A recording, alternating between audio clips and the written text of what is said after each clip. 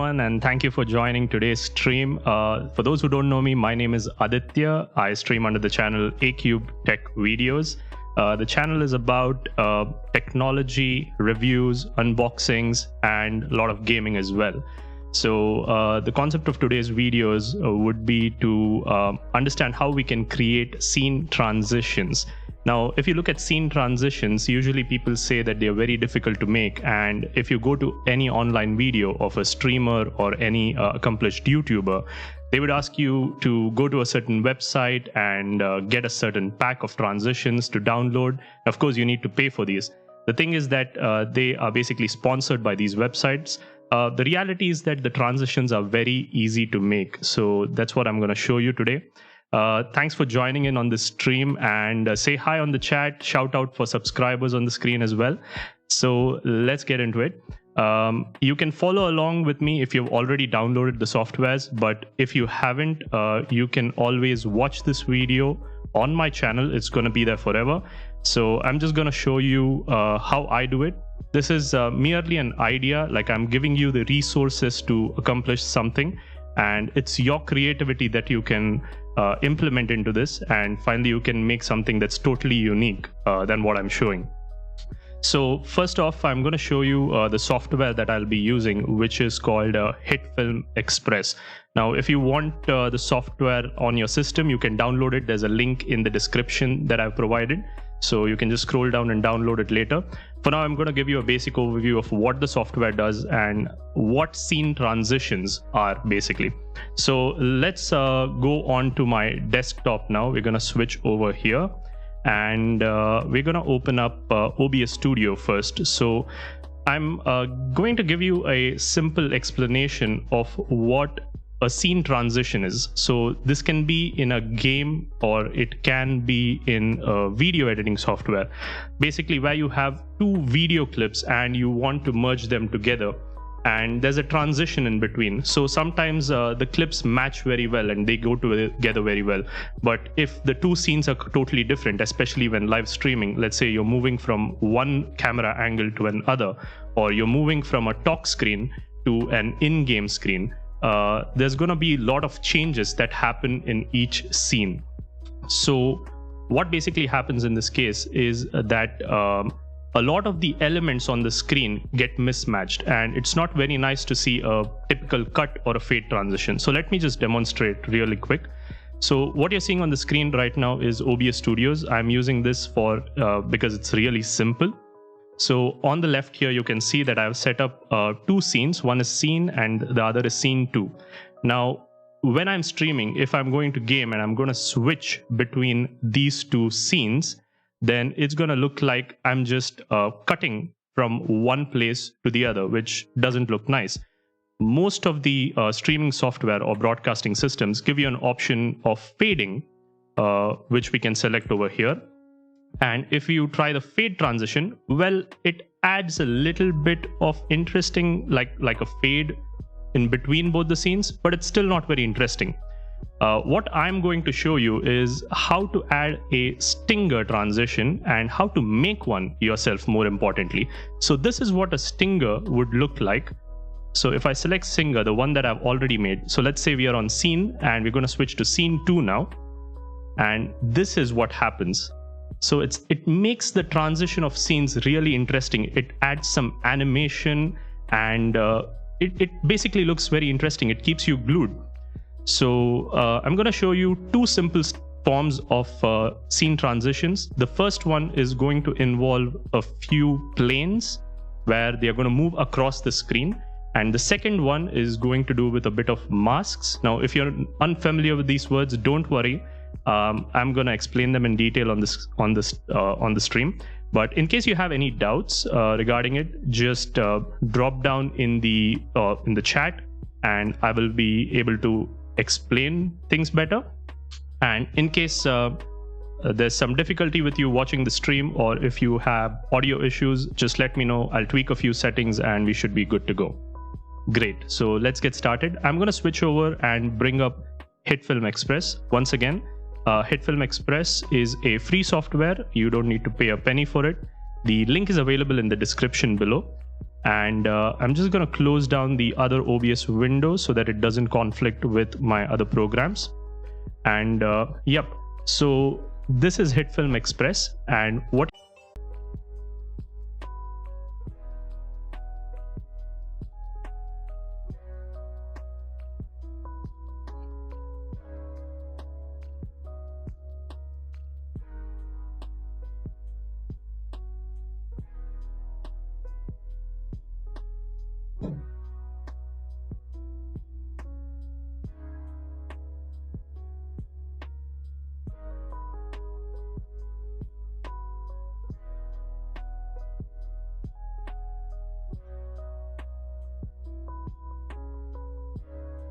Alright guys, I think we had a small dropout in the internet, and that's why we had loss of video. But anyway, I guess we are back and we are good to go.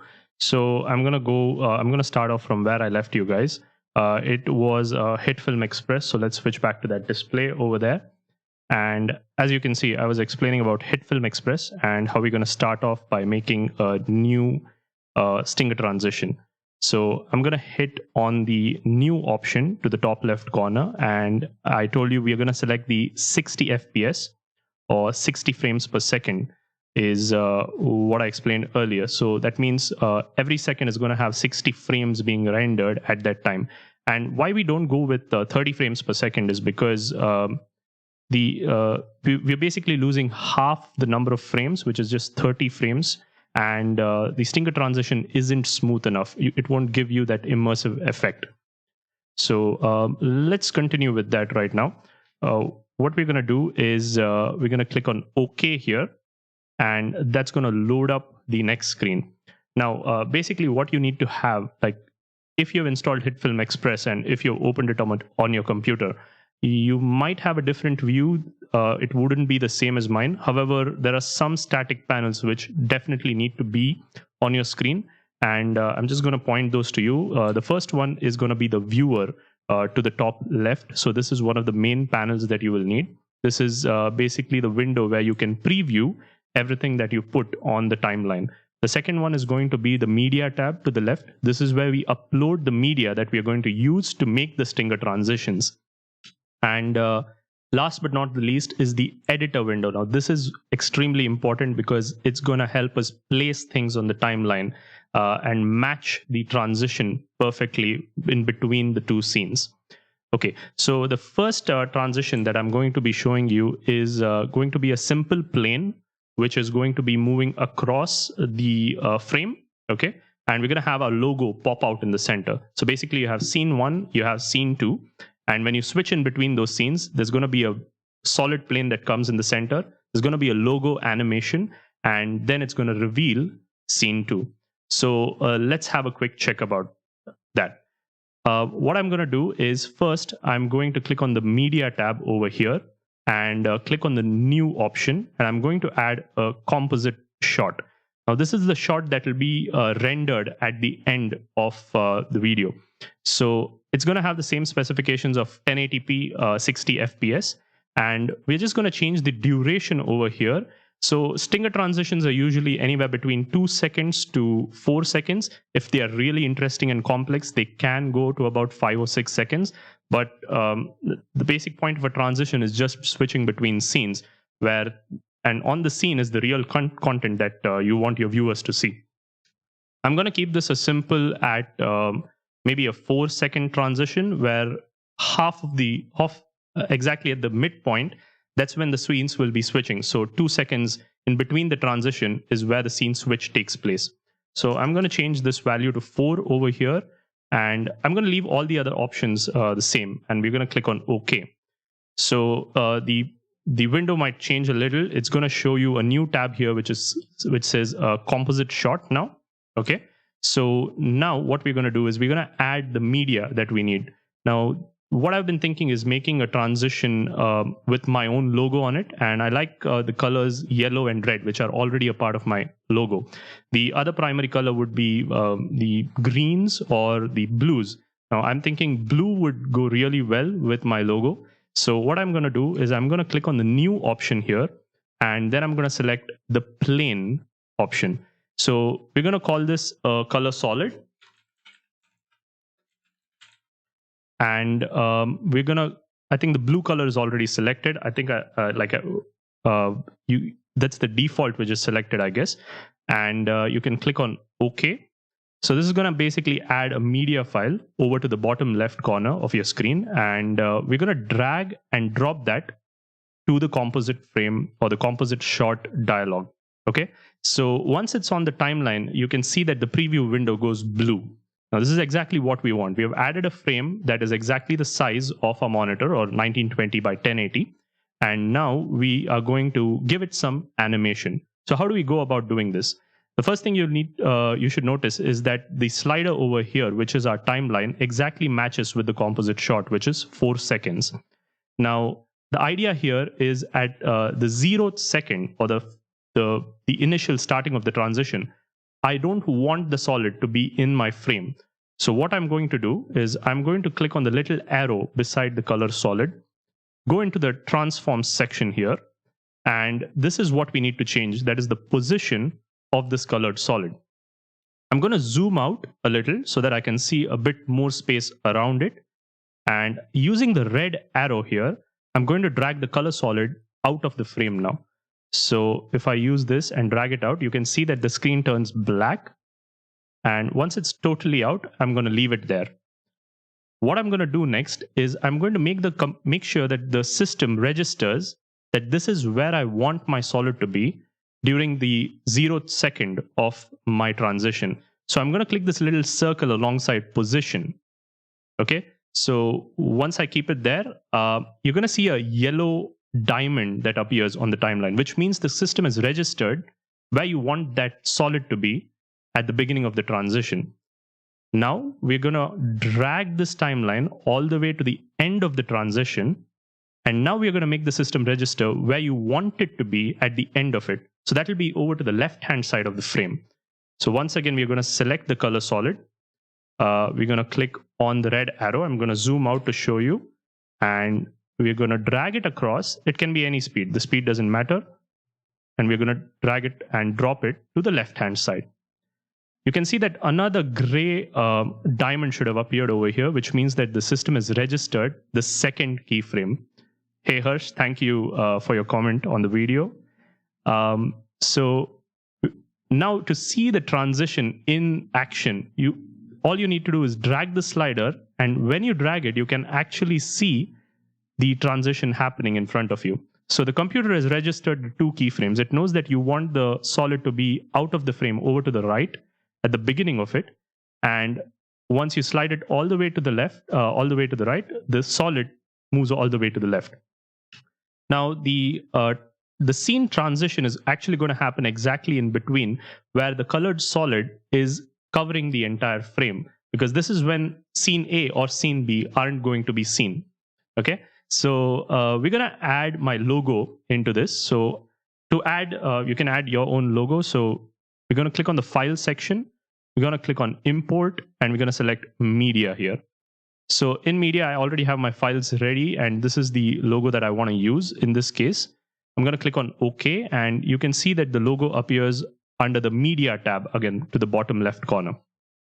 So what we're going to do is I'm just going to click on the little drop down arrow to minimize the drop down. And I'm going to drag and drop my logo into the timeline, the composite shot.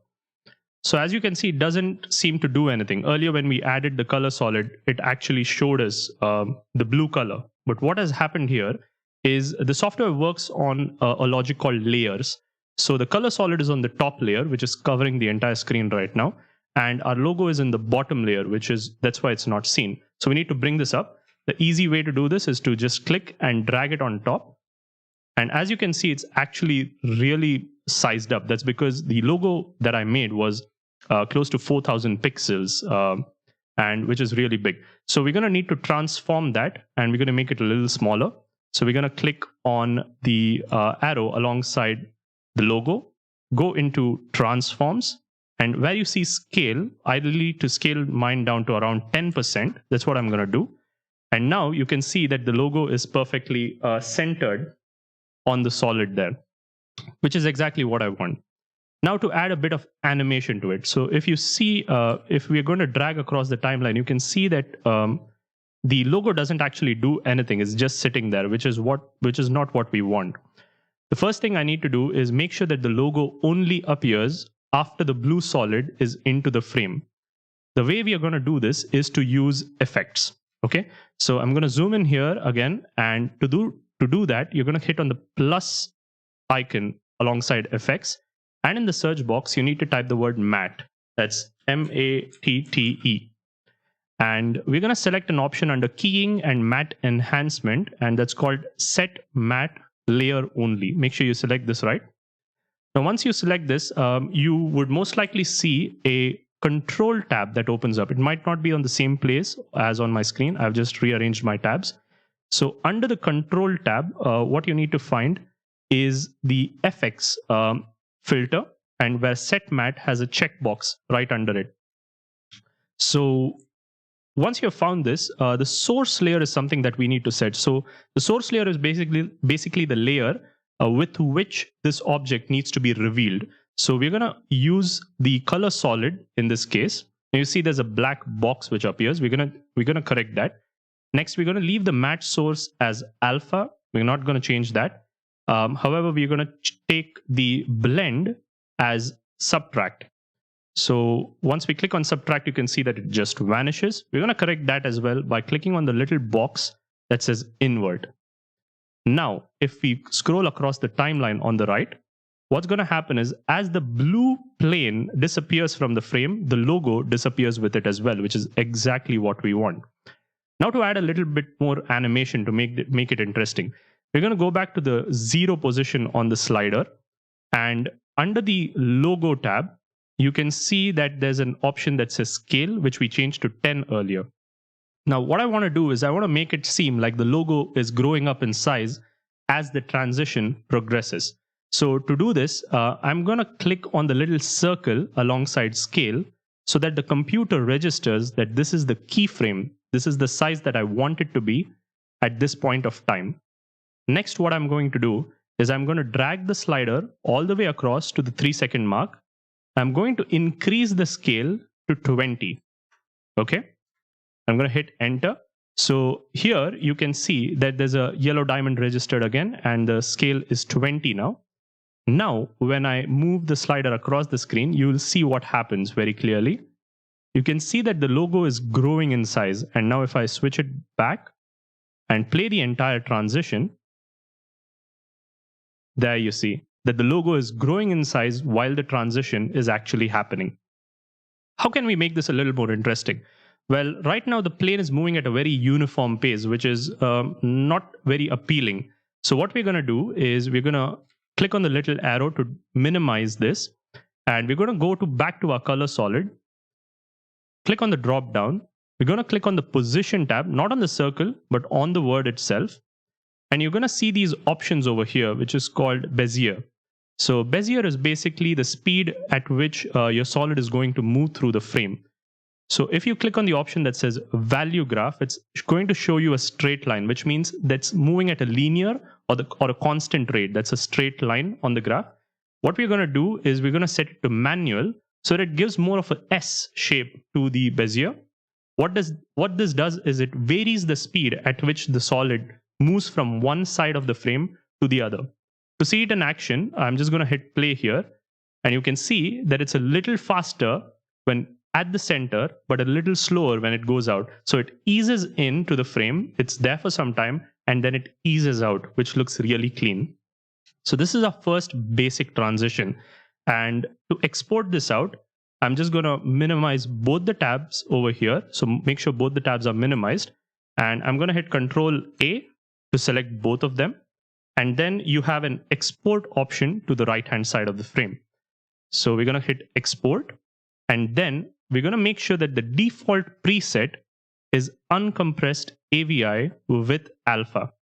What this means is that it's going to render all these frames with the image and the color solid along with an alpha layer. Now, you must be wondering what an alpha layer is.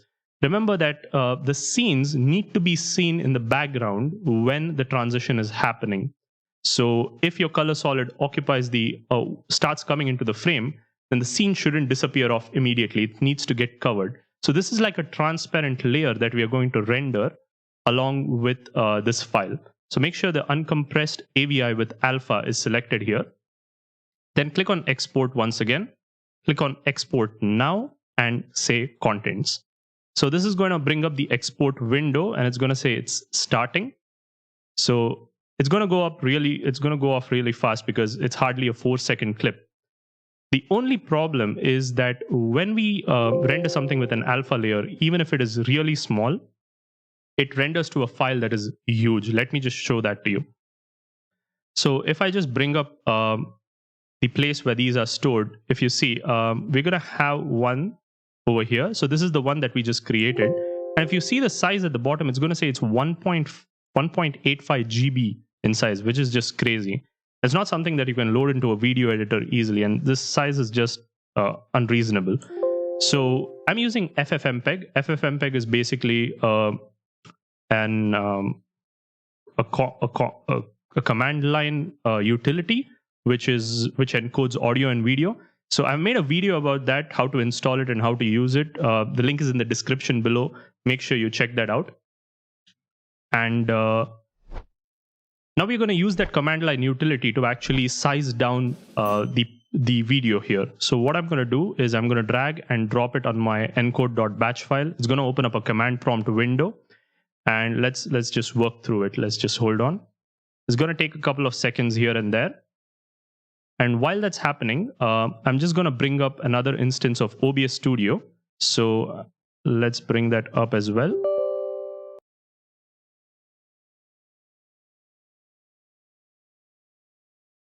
So I'm going to launch another instance of OBS Studio. Now, this is with the same set of scenes, as you can see.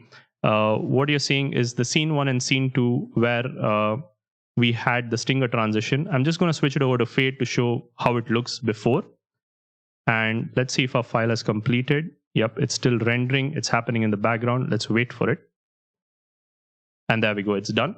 So I'm going to press any key. That's done. Now to add the stinger transition into OBS or any other video file, this is how you do it. So you can click on the option and say add stinger. And where it says stinger, I'm going to just change it over here. I'm going to select the specific file which we created. So that's going to be the composite shot 2 over here. And I'm going to click on open. And now we know that it's a 4-second clip. So the transition point of the clip will be at exactly 2 seconds, which is 2000 milliseconds. And we're going to click on preview transition. So if you see, it's going to swipe across the screen and going to show both the scenes one after the other. Let's preview that once again. It looked pretty cool. And there we have it, from B to A. Now let's apply that and see how it looks on the scene actually. So this is scene 1. And when we switch to scene 2, it's going to show our logo and switch over to the next scene. Great. So this was the first easy type of stinger transition that you can create. Now this is merely an idea. I'm just giving you the resources like I said earlier. It's up to your creativity what you can make with it. Using Hitfilm Express is really easy. It's not at all complex. So I'm going to show you another type of transition that we can make with Hitfilm Express, and that's going to be using masks. So I think this will be pretty cool. So let's head back to the file section and I'm going to click on new.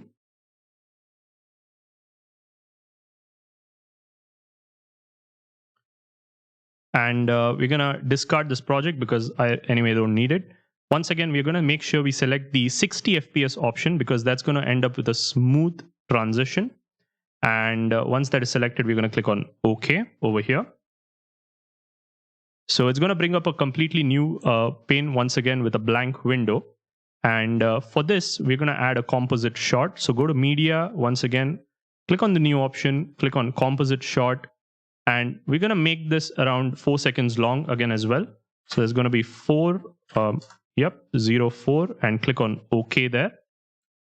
So you can see that a composite shot has been added, which is 4 seconds long on the timeline, which is exactly what we need. Now I'm going to add some media content into it again. So I'm going to go to import media, and I'm going to select I'm going to make this for the game Dota 2. So I'm going to add a logo from the Dota 2 game into the timeline. So as you can see it here, it is. Now, the interesting thing that we're going to do with this is, like I've shown on my earlier Stinger transition, where the logo splits up into two halves. That's exactly what we're going to do here. Okay, so in order to do that, we're going to need to mask the image. The first thing I'm going to do is I'm going to make 3 copies of the same logo. So I'm just going to hit Control C and Control V and Control V. So there are 3 copies over here, if you see at the bottom. Now we're going to hide 2 of them and keep 1 of the top. Okay, so you can use the I symbol to hide it or unhide it. So if I remove this, it's going to totally remove all the planes. So we're going to just keep 1 of them active, which is the first plane. And over to the left side, you have something called a masking tool. It's more like a freehand mask or a pen nib. And with the scroll wheel, I'm going to zoom in, and I just want to select the central part of the Dota 2 logo over here. Okay, so I'm going to keep my screen zoomed in so that you guys can see. You don't need to do this with much detail, and you can just do a freehand selection. So wherever you click, it's actually going to create a pointer, letting you know that the computer has registered it as a point of mask. Now, once that is done, I'm going to go down over here and select this point, then this point, over here, these 2, over here, and back to the start, which is going to be this point. And what it has done is basically it has masked the entire image and just kept this part of it, which is exactly what we want. I'm going to go back to the selection tool to the left, which is the little arrow mark, so that I can select this solid. And then what we're going to do is we're going to make it appear and disappear. So our transition is going to be for 4 seconds here. So we're going to make it disappear and appear. And at the midpoint, exactly, once again, 2 seconds is when we're going to switch the scenes in the background. So to do that, we're going to make sure that the slider is at 0 over here. And under the first one, you can see that the mask filter has already been applied because we just masked the image. And next, we're going to click on the transform option, and I'm going to click on the opacity. So how opaque an object is basically how clearly you can see it on the image. If it's opaque, it's going to disrupt anything that's behind it. But if it's going to be transparent, then you can see through it. So we're going to reduce the opacity of it to 0. So it's going to disappear off from the frame. Do not worry. We're going to move exactly to the 2-second mark over here. And you can see it on the timeline. That's where it's displayed how far you've gone on the timeline. And we're going to mark that as 100. Okay. Now we need to set up a keyframe. So exactly at 2 seconds, I want it to be 100. So I'm going to click on the little circle over here to make sure that a yellow diamond appears there. And once again, I'm going to drag this back to 0. I'm going to set the opacity to 0 so that another yellow diamond is marked over here, which means that from 0 seconds to 2 seconds is when it's going to appear. So when I move the timeline now, the Dota logo actually appears and disappears in between that time. Once again, at the 4-second mark, I want it to be 0. So I'm going to move the slider over to the 4-second mark over here at the end and change the opacity to 0 again and hit enter. So as you can see, it has registered 3 keyframes over here. One is at the end, one is at the mid of the transition, and one is in the beginning of the transition. So if we go through the timeline once again, it's going to appear at the 2-second mark and disappear at the 4-second mark. Okay, so this worked perfectly fine. What I'm going to do is I'm going to minimize this section, and I'm going to make this, I'm going to hide this layer. I'm going to show the next layer. What we're going to do with this is we're going to use the top right half of the image in this case to make it like slide in from the top right and go out to the top right again. So we're going to do this by using masks once again. So over to the left-hand side, click on the freehand mask tool, and we're going to zoom into the picture again. I'm going to start off from this corner. It's very easy to pick that corner. I'm going to start off from this corner, and what I'm going to do is click on the top left edge of the image, zoom out, click on the top right edge of this image, right over here, and click on the bottom right edge of the image, and zoom in and click over here. And then we're just going to mask around this side of the center now once again. So earlier we did the entire center, but we're going to just mask on the top portion of the center. So that would be here, here, and all the way to the top, here, here, and finally the last point. So if we mask that right,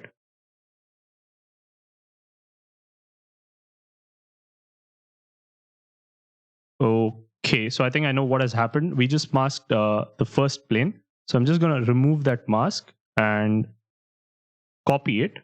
And I'm going to paste it on the second one. So you need to do this on the second image. Remember, you need to do this on the second image. So once the mask is in, this is what it's going to look like. Okay, so you can see that the top right side of the image alone is visible now, and the bottom and the center are no longer visible. So this is exactly what we need. Let me just correct this. Perfect. Okay, so that's the second plane. Now we need to add a little bit of animation over here. So how are we going to animate this? We're going to make it come in from the top right of the frame, and then at the mid of the transition, which is exactly at 2 seconds, we want it to cover the entire image, and then we are going to make it go out of the transition. Okay, so to do that, I'm going to move the slider back to the 0 second mark. I'm going to go into the transform section, and what we need to change is the position. Okay, so I'm going to select the position. I'm going to select the specific plane over here. Make sure I select the selection tool so that the arrows appear on the center. And I'm going to click on the center of this image and drag it out of the frame to the top right. Like this. So once you see it there, it's going to remove the complete image from the frame. That's exactly what we want. And I'm going to add a position marker over here. So click on the little circle where it says position to make sure that a yellow diamond appears there, which means the computer is once again registered. That's where I want my plane to be at 0 seconds. And then I'm going to move it to the 2 second mark, exactly there. And I'm going to change the position to 0 and 0, which means it needs to be at the center of the frame once again. Make sure that it has a yellow diamond again to register that it's in the center of the frame. Now I'm going to move it to the 4 second mark right over there. And I'm going to again switch back the frame and take it outside. So there we go. Once again to the top right corner. Now, if you drag through the timeline, this is what you're going to see. So it comes in and it kind of bounces back out, which is really cool to watch. We're going to add a little more of make it a little more interesting. Like I told you earlier, click on the position tab. Make sure that all the 3 diamonds are yellow. We're going to go to the value graph. Now, as you see, these are all linear transitions, which is not what we like. I'm going to change them to manual Bezier, which means it's going to give it a little bit of curve. And now when I play this transition, it's going to come in, wait there, and then go out. It makes it a lot more smoother. Let's enable the first layer and see how it looks along with that. I'm going to zoom out of the frame, and let's see if that works really well. Fantastic. So the first layer is going to make the center part of the image show up and then go out, while the top right corner is going to come in and go out as well. We're going to follow the same steps for the bottom left corner. So we're going to disable both these frames over here by clicking on the eye icon. We're going to go to the third one and we're going to open it up by clicking on the eye icon. You can see that it's still full. So what we need to do is go to the top left, click on the mask tool once again. I'm going to mask it the same way, but what I'm going to do with this is that I'm going to mask off the bottom half alone. So I'm going to start off with that starting point and then going to go to the top left corner of the image right over here. Scroll down and select the bottom left corner right over there.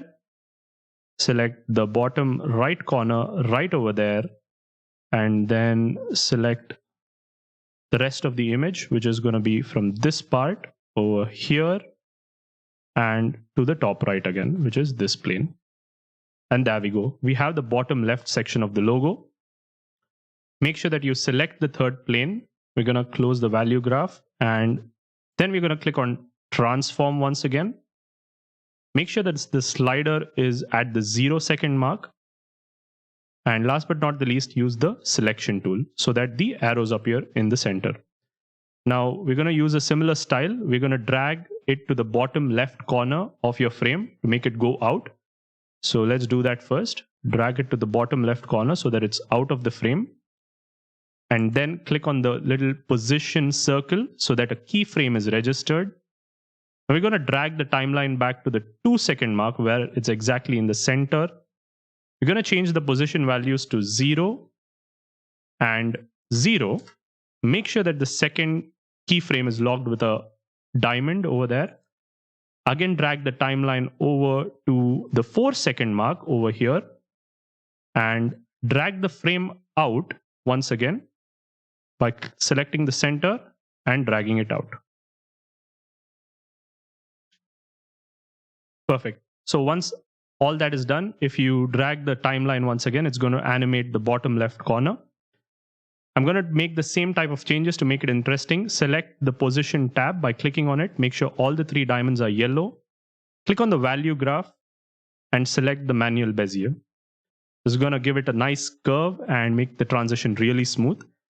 Now it's the time for the truth. We're going to reveal all the 3 layers, as you can see. And I'm going to switch it back to 0 seconds. And I'm going to play this transition now. Let's see how it looks. And there we have it. So we got 3 layers. One of them is in the center, which goes from transparent to opaque to transparent. And we got 2 more layers, which come in from the top right and the bottom left corners. And they go back to the same places. To add a little more effect to this, to make it a little more interesting, what we can do is we can actually make the logo brighten up or shine exactly at this 2 second mark where all the pieces come together, like the puzzle is complete. So to do this, we're just going to add a simple effect called glow. Now we're going to add this to the center of the logo. So we're going to select the first plane, which is the center of the logo. We're going to click on FX and click on the plus icon alongside effect. In this, we're going to go into something called lights and flares and click on glow. Okay, so we're going to change it to the regular graph. And if you go into the glow options now, there's a separate drop down for that. Make sure you don't confuse in between the transforms and the glow, because the glow will have its own transform option again over here. Okay, so under glow, we're going to change the intensity to 2. Now this might look a little too red. So what we're going to do is we're going to actually increase the intensity to something like 5, but that doesn't look pretty. But don't worry, we got something for that. I'm going to change the threshold to around 50, or maybe we can change that to 70 and increase the radius to, let's say we want the radius to be 200. So it's going to actually brighten up the entire image. Okay, so you can play around with these settings a bit, see what matches your image, because if you glow up the image too much, it wouldn't look very nice. So I'm just going to fiddle around with it a little, 50%, maybe 20%. Okay, so that makes it really red. Let's see if we have any other options here, like a soft light, subtract, lighten, hard light. What about add? Wow, look at that. That looks nice. So I'm just going to reduce the radius to 120 again so that it stays more in the center. I'm going to increase the threshold to around 50, or let's say 40, so that it kind of makes the logo glow in the center. Now I just want the glow to be exactly at the 2 second mark where the transition is actually happening. Okay, so to do this, I'm going to register a keyframe over here for the intensity, the threshold, the radius, and the blend. So to do this, we're going to click on all the circles one by one. First, the intensity. the threshold, the radius, and the blend.